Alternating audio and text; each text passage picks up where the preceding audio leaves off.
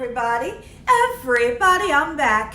Everybody, Gina Young is back, and I'm back with yet another amazing recipe. I am so excited yet another day because today at the Young's house, Gina Young is going to share with you all how easy it is to make a barbecued chicken chunk. This recipe right here, so easy to make. It doesn't require a lot of ingredients, and you make it Gina Young style, it's gonna be so tasty. Y'all never had my barbecue chicken chunks before. You better make you some.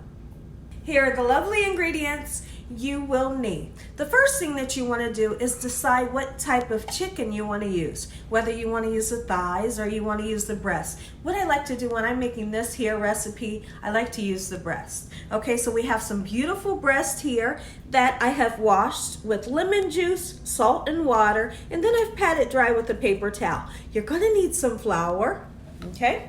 You will need some eggs and some breadcrumbs. Now what you're going to notice is these are just regular breadcrumbs. They have a garlic and herb flavor. They are not the panko breadcrumbs. I'm not looking for that texture. You're going to need your favorite barbecue sauce, and you can't have barbecue chicken chunks without some french fries on the side. So here we have some steak cut french fries and some nacho cheese to dip our fries in, and you'll need a couple of spices so we can spice everything up. Here's what you'll need this way. You will need just some salt and pepper. Make sure your hands are impeccably clean. Let's get started with this really quick and simple, yet so tasty recipe. I cannot be more excited for this here recipe. Let me know in the comment section below if you've ever tried to make something like this. A lot of people, when they think of recipes like this, they think it's hard, but it's not. Here's what we're gonna do. Make sure, like I said earlier, you wash off your chicken, all right? And I'm gonna cut it. I got some big gloves on today, guys. They don't fit me, but guess what? They're gonna do the trick. Okay, so now that we have our chicken nice and sliced, gonna make some chunks. And it's up to you to decide how big do you want the chunks. Okay, I'm gonna do just a number like that. You wanna try to make them all the same size. And when you make them all the same size, what it does is it kind of helps you out.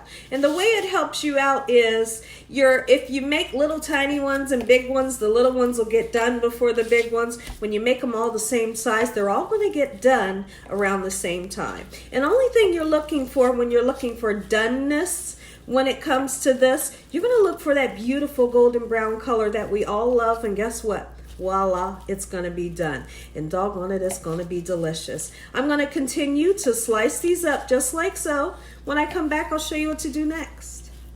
Now you wanna decide what types of spices you need to use for your chicken. Now here, I find for this recipe, only thing you need to use is salt and pepper, because this will get coated in barbecue sauce, and that's flavor right there. Okay, so here's what we're gonna do. Go ahead and pepper those bad boys just like so. You can never have enough pepper, at least here at the Young's house.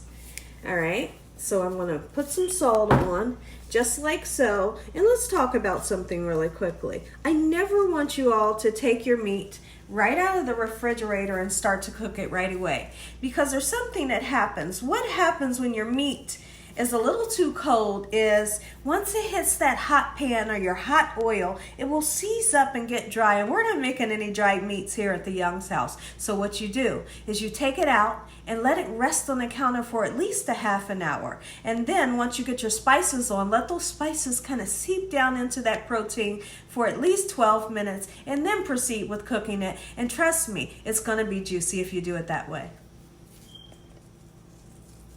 So now we're salt and peppering the other side of the chicken just like so. And what we're gonna do right after this is I'm gonna show you how to make a dredging station. Okay, and it's very simple. And you can use this dredging station with any meats, with shrimp, anything that you want to bread up. Okay, so what we're gonna do, let's go ahead and take our breadcrumbs. Any kind of breadcrumbs you wanted to use would be just fine. But like I said earlier, I don't want to use a panko breadcrumb for this recipe, because I don't want that crispiness that the panko breadcrumbs gives, but this breadcrumb will also give you a crispiness, but it's a little bit different. So let's go ahead and take these beautiful fresh eggs. We're going to get them nice and blended up, just like so. And there's a trick. to dredging.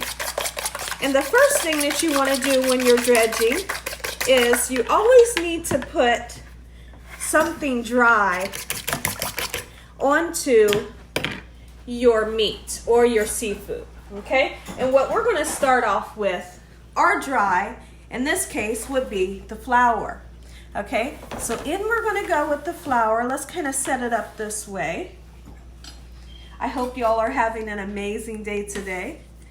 If I haven't said that yet, what we're going to do is you take the dry. Let's take my ring off. Dip it in the dry, which is our flour, just like so. Get it nice and coated and a little shake into the egg mixture and then into the breadcrumbs. That's how you get a good coating. Now, a lot of people, they like to double dip it, which what they would do is they would go back into the egg and then back into the breadcrumbs. I'm not going to do that. This is all that I need. That's all the coating that I'm looking for. Okay, let's do a couple of more. We'll put a couple in to the flour, just like so. We're going to get it nice and coated. I'm telling you one thing, we're not even halfway done, but my mouth is salivating right now because I know how tasty they are. And listen here, they're so juicy. Ooh, you better make you some Gina Young style. Look at that. Okay, let's get another one in, just like so. Make sure you get that egg well coated onto that flour. Give it a nice shake and then coat. Okay, so now we have several of these done. I'm going to do a couple more. When I come back, I'll show you what to do next. So what we're doing right now is we're finishing up dredging our chicken, and you can join me. We just got a few pieces here. Okay. So like I said, make sure everything's nice and coated. Put it onto, this is a cookie sheet that we have just lined with aluminum foil. Now I know, let's go ahead and answer the question that you all are going to ask me. Gina, can you bake these? Guess what? Absolutely you can bake these. They will be delicious. And same thing goes for, like I said, if you're going to fry these. You'll know when they're done when they are that perfect, beautiful golden brown color that you all love when you think of fried chicken. So, but what you would do is you would do the same thing here with the cookie sheet and the aluminum foil. But what you're going to need is some cooking spray, and you're going to spray the top so you can get that beautiful color. Throw them in the oven, 350 degrees, and voila. But when I make them here at the Young's house, I like to fry them, and they're delicious. But like I said, they will be delicious baked as well. I'm almost done. When I come back, we'll throw our French fries in the oil, and our fries and our chicken should be done right about the same time. So you can see that we are here at the larger stove. We're going to go ahead and start frying our fries. We're going to cook these until they're nice, beautiful, and golden brown. There's nothing like steak fries. They almost remind you of a baked potato with a crispy skin because they are so thick. Let me show you. These are like steakhouse fries. Look at that. Oh, I love that. Okay, so this is the perfect side dish to go along with your barbecued chicken chunks. Just like so. So we've got our fries going. Now is the perfect time to go ahead and get started on our chicken. You want to make sure your oil is nice and hot. If I put this in and it doesn't sizzle like that, guess what? The oil is not hot enough. Don't put another in.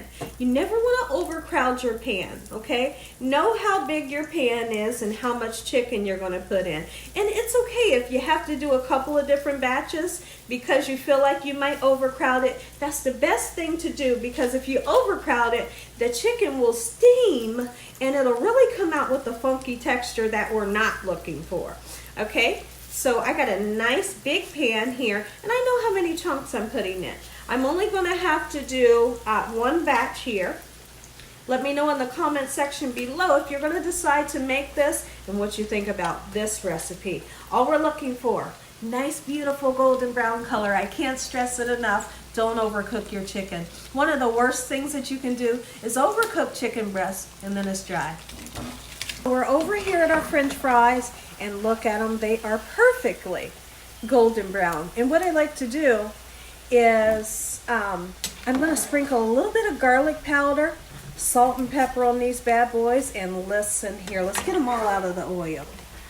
Beautiful. Ooh, we're going to dip those in that cheese sauce and maybe some ketchup. Woo!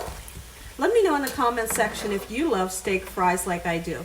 And take a look over here at Prince and Polo's little snack. So right here, you can see that I have some chicken breasts, and what we're gonna do is we're gonna boil them until they're fully cooked. They have no seasoning on them. And what we're gonna do is chop it up and put it in with their dog food so they can enjoy a nice snack as well. Take a look at this. Look at this. And there you have that golden brown color that we're looking for. And then also, remember we seasoned it with just salt and pepper, right? But guess what? Those breadcrumbs were seasoned, and that's where you get the additional flavor, onto these pieces of chicken chunks. Now, what you're going to do is you're going to take your favorite barbecue sauce. You can heat it on the stove or heat it in the microwave like I'm going to do. But you must heat it up, because if you don't heat it up, what you'll do is you'll take your chicken from a hot temperature down to a low temperature, and you don't want to have to serve, cold chicken chunks. So now let's take a peek in over here at our fries. As I told you, we're going to season lightly with some salt, black pepper for sure. Oh, I get excited. Garlic powder. Go on in with the garlic powder. We're going to give them a nice shake, just like this. And then we're going to open up our cheese sauce. Take your favorite barbecue sauce, throw it in the microwave, get it nice, hot, and bubbly, and then we're going to toss those chicken chunks into your favorite barbecue sauce, just like so. There's a couple of different ways you can do this. Now, you can take a little bit of sauce in a bowl, throw your chicken chunks in, and kind of, toss them around a little bit. I'm just going to do mine individually. Okay, look at that. Oh, and the sauce is nice and hot. Like I said, it's very important that you turn around and heat your sauce up. Just throw it in the microwave for a little bit. Okay, just like this. Oh, wee, my goodness. So I'm going to continue to coat these just like so. Our French fries have been seasoned. We got our cheese sauce available if you want some ranch, or if you want some blue cheese. Absolutely, it would be delicious to dip inside of those condiments. When I come back, I'm going to say an amazing prayer. You all are going to get that first bite. Take a look at it, everybody. Barbecued chicken chunks, Gina Young style. Make you some. Listen here, everybody. If you all enjoyed this here video, give me a thumbs up. If you haven't subscribed, make sure you subscribe. Make sure you click on that notification bell so you can be notified every time Gina Young uploads one of these awesome recipes. Tell your family and friends and everyone you know, tell the whole world about Gina Young, what I'm doing in this kitchen on a daily basis. Let's go ahead, say a quick prayer. You all are going to get that first bite.